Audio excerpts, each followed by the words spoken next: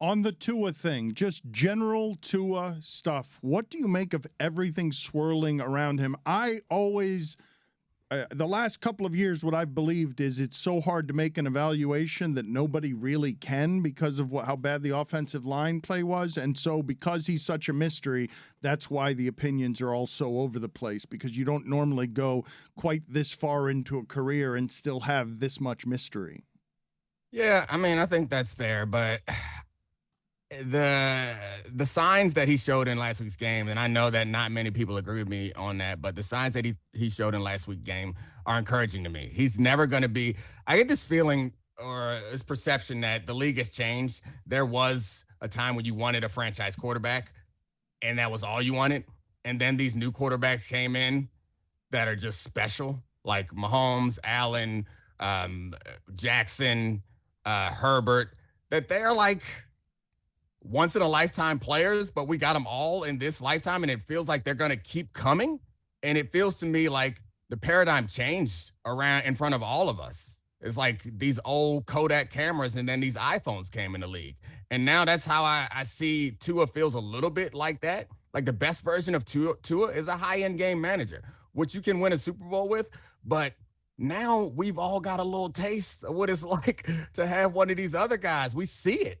And so it makes it really hard for guys like Tua to come up and have success, because he's like Jimmy Garoppolo plus is the best version of him, which is never going to be Justin Herbert. And that sucks, but it's the best you have. And if you have a good team around, a good coach, good players, you can be competitive for a long time with a guy like that. What is it? Is it because Herbert and Mahomes, they're just so goddamn fun to watch?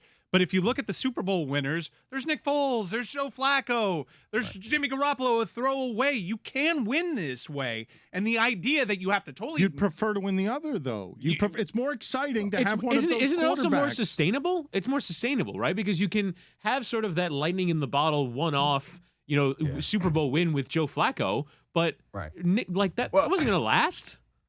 I think you need institutional stability is what it comes down to.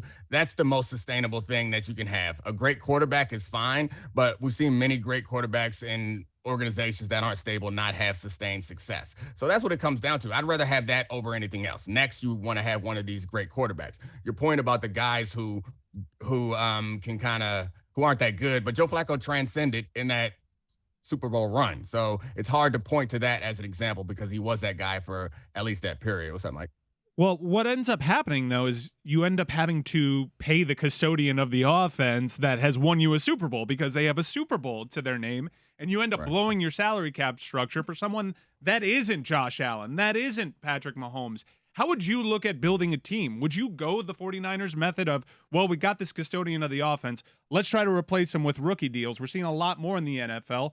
Or would you just be like, I have a shot every year with the Patrick Mahomes, and I'm going to keep trying in the draft to find that person. I'm going to pay Lamar Jackson. I don't care what it does to my salary cap because I know I have more lottery tickets that way. Yeah, you got a player that is excellent at position. Obviously, you pay him.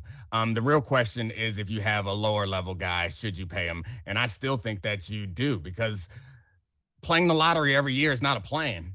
Like, if the guy is good enough, then you build around him and you find the talent that you need to support him and have success. The point you made, that plenty of teams have won the Super Bowl without these kind of transcendent superstar mutant quarterbacks, and plenty of quarterbacks like that haven't won. So I think the strategy, it frustrates me some, and again, this is my union background bleeding in, is that we criticize the big-time quarterbacks for getting the big-time contracts and say that kind of gutted the organization, when I don't think that's fair. The fact of the matter is, Dan makes this point all the time. You have to win and find value somewhere.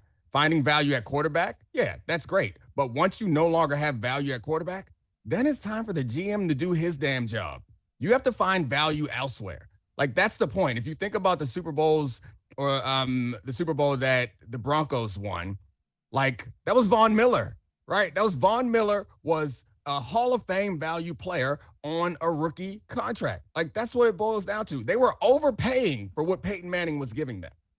But the fact of the matter is, other people got things to do, and we don't see the guys who wear suits and ties very often. So instead, we criticize the guys who are playing. We're like, hey, he took up all his salary cap and he is not making up for the fact that they can't afford all these players. Well, draft better. Find players, do your job, and continue to find value. Because right now, the guy's been playing under value for so long. Now it's time to pay him. And to me, that feels like stupid for all of us, like common people, to be on the side of the organization and not celebrate someone who has earned, frankly, more money than he's receiving. And we're like, hey, you're being selfish. No, he's not. He's doing what he's supposed to do. Why do you think that is, Domonique? Why do we focus on finding value at quarterback as opposed to other positions? Because we're lazy and it's easy, and that's what people want to talk about. So, like, when we're organizing shows and stuff that, it's like, let's go to the names that we care about, saying, hey, they better find a left tackle in the draft that they can pay cheap is not as much fun. But besides us as the lazy media, even when you look at teams, if you look at like the last, I want to say something like 6 or 8 Super Bowl teams, they've found value at quarterback. Even guys like Brady who are getting paid, but it's not as much as he could be getting paid. You know, Mahomes was on a team-friendly deal, you know, his rookie scale deal.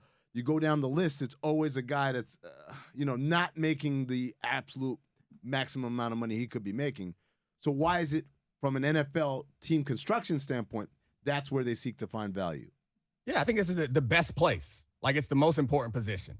And if you can get the most important position at value, then that's more value. Like, it's more value than you can get anywhere else. So I think that's why we see it happen more often there. But none of these teams are bad, you know? Like, these are normally, like, Mahomes came into a great situation. Russell Wilson, great situation.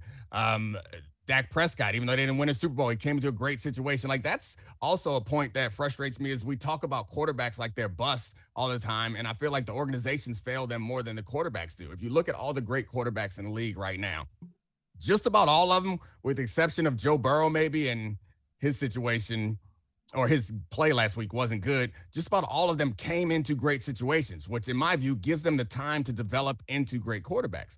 Whereas the guys who go into bad situations and they fail, we're like, man, that guy was trash. When actuality, like, Tom Brady's situation was outstanding.